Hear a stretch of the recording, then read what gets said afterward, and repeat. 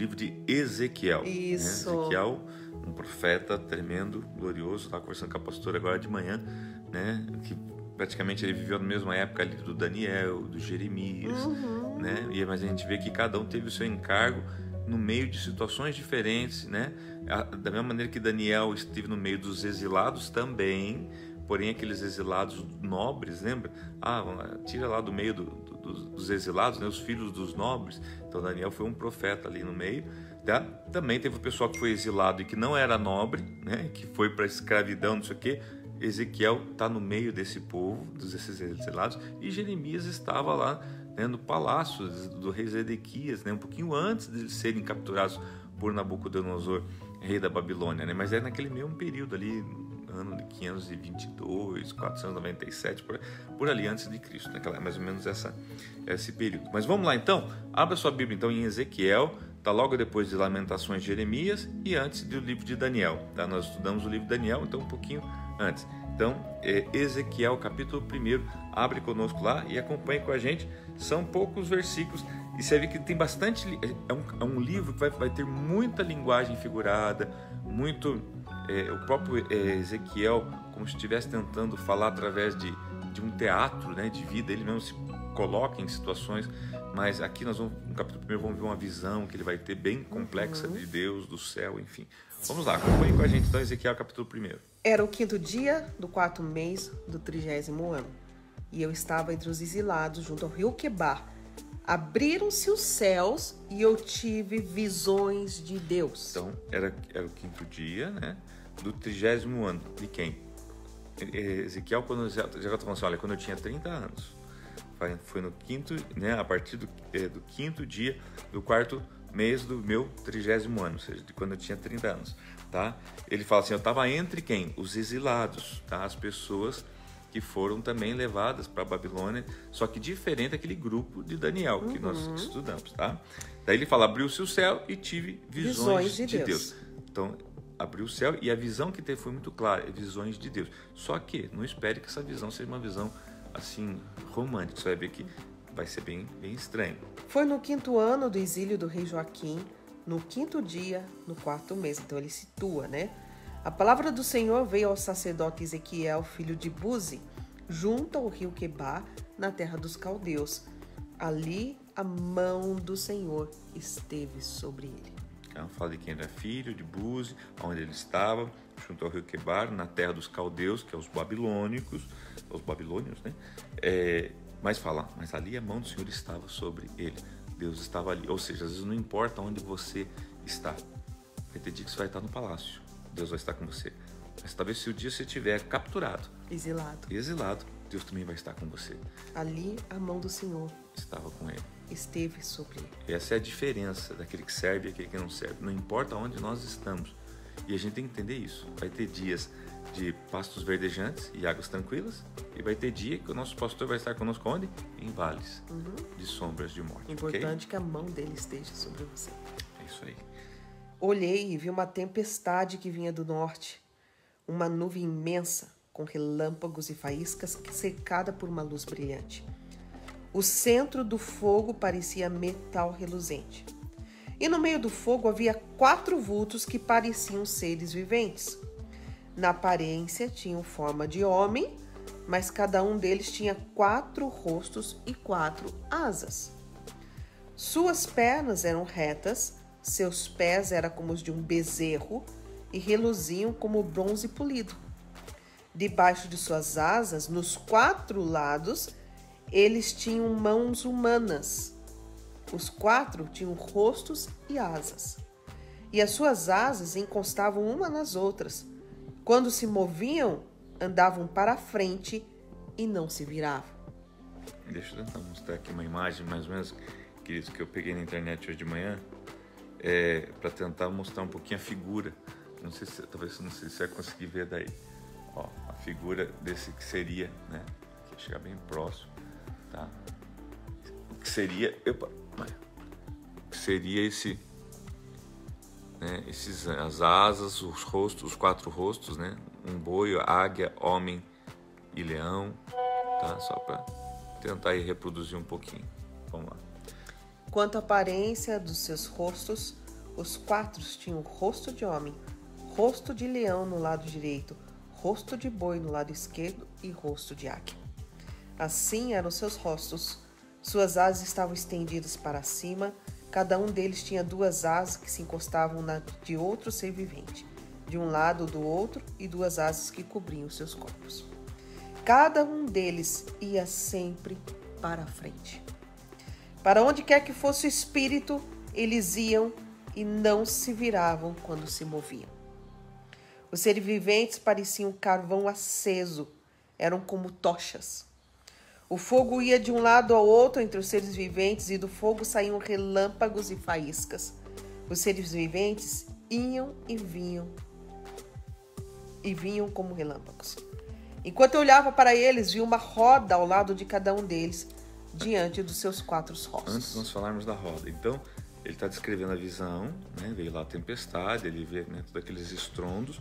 Então aqui ele começa a descrever um ser, né? Ele chama de ser vivente, tá? Que a gente, pelas características, pelos estudos, a gente percebe que ele está falando de querubins, de anjos, 4 asas, né?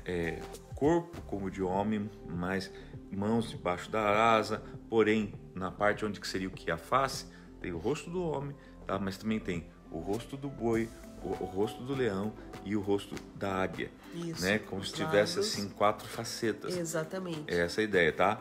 Um corpo 3D, né? Como 4D.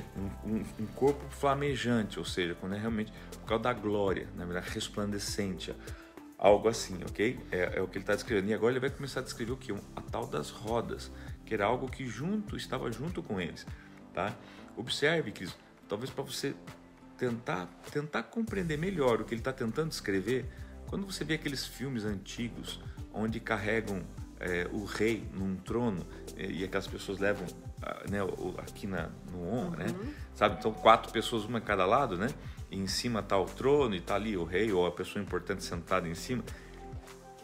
O que mais talvez se assemelha a isso, sabe? Mas imagina daí 4 anjos com essas características todas, 4 rostos, não sei o que, cheio de glória, carregando alguma coisa, e agora você vai dar continuidade. E tem umas rodas ao lado, uns negócios meio estranhos. Você já vai ver a descrição das rodas agora. Vamos lá. Enquanto eu olhava para eles, vi uma roda ao lado de cada um deles, diante dos seus 4 rostos. Esta era a aparência das rodas e a sua estrutura. Reluziam como berilo. As 4 tinham aparência semelhante. Cada roda parecia estar entrosada na outra. Quando se moviam, seguiam nas 4 direções dos 4 rostos e não se viravam enquanto iam. Seus aros eram altos e impressionantes e estavam cheios de olhos ao redor. Quando os seres viventes se moviam, as rodas ao seu lado se moviam. Quando se levavam do chão, as rodas também se levavam. Para onde quer que o espírito fosse, os seres viventes iam, e as rodas o seguiam, porque o mesmo espírito estava nelas. Quando os seres viventes se moviam, elas também se moviam. Quando elas ficavam imóveis, elas também ficavam. E quando os seres viventes se levavam do chão, as rodas também se levavam com eles, porque o mesmo espírito deles estava nelas. Acima das cabeças dos seres viventes estava o que parecia uma abóboda, reluzente como gelo e impressionante. Debaixo dela, cada ser vivente estendia 2 asas ao que lhe estava mais próximo, e com as outras 2 asas cobria o corpo. Ouvi o ruído de suas asas quando voavam. Parecia o ruído de muitas águas. Parecia a voz do Todo-Poderoso. Era um ruído estrondoso como de um exército. Quando paravam, fechavam as asas. Então veio uma voz de cima da abóbada sobre as suas cabeças, enquanto eles ficavam de asas fechadas. Acima da abóbada sobre suas cabeças havia o que parecia um trono de safira, e bem no alto, sobre o trono, havia uma figura que parecia um homem. Vi que a parte de cima do que parecia ser a cintura dele parecia metal brilhante, como se estivesse cheia de fogo. E a parte de baixo parecia fogo, e uma luz brilhante o cercava. Tal como a aparência do arco-íris nas nuvens de um dia chuvoso, assim era o resplendor ao seu redor. Essa era a aparência da figura da glória do Senhor. Quando a vi, prostrei-me com o rosto em terra e ouvi a voz de alguém falando.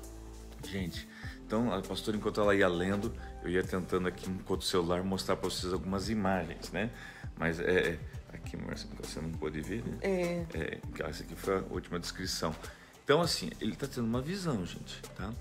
Ainda que é uma visão que para nós pouco comum e a gente não consegue sequer entender direito exatamente, mas ele mesmo disse que era a visão da glória de Deus.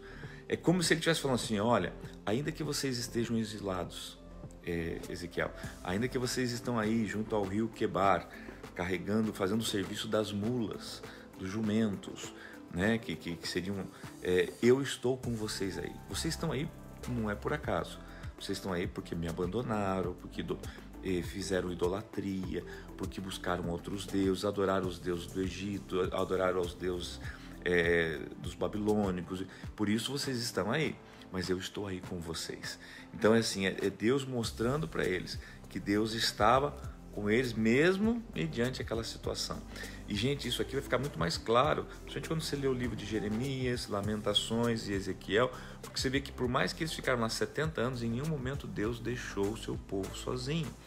Assim como Deus jamais vai me deixar eu sozinho, você sozinho, a sua casa sozinho, ainda que pareça que estamos exilados num cativeiro, que Deus nos abandonou ou que Deus nos entregou nas mãos dos nossos inimigos. Saibam que Deus só permite que o seu povo caia na mão dos inimigos quando os inimigos conseguem ser melhor do que o seu próprio povo. É bem isso. Os babilônios, Deus sabia que eles iam ser melhor para o povo de Deus do que o próprio povo de Deus estava sendo para si mesmo. Porque até o inimigo ele não tem poder algum, a não ser aquele que é dado a ele. Exato. Então, aqui é a introdução do livro de Ezequiel, capítulo 1. Amanhã nós vamos ver um pouquinho mais sobre o chamado de Ezequiel. Deus, que se vê que agora ele acaba, né? O último versículo, pastor, você pode repetir para mim? Essa era a aparência da figura da glória de Deus, quando a vi prostrei-me com o rosto em terra e ouvi a voz de alguém falando. Então, amanhã, capítulo 2, é sobre esta voz deste alguém, que a gente sabe que é Deus, falando com Ezequiel. No meio da glória, né? No meio da glória. Gente, esse livro é um livro cheio da presença de Deus, cheio visões da glória de Deus. E o mais importante, a mão do Senhor está sobre você. Então se prepare para iniciar o ano 3, sabendo que Deus está com você em todos os momentos. Ali a mão do Senhor esteve sobre ele. Aqui a mão do Senhor está sobre você. E vou um pouquinho além, né? Deus falando para nós, esse ano vai ser muito especial. Amém. Porque ainda que não sabemos como ele vai ser, né, o que pode acontecer, a mão dele está conosco. Temos uma certeza, a mão dele está conosco, tá bom?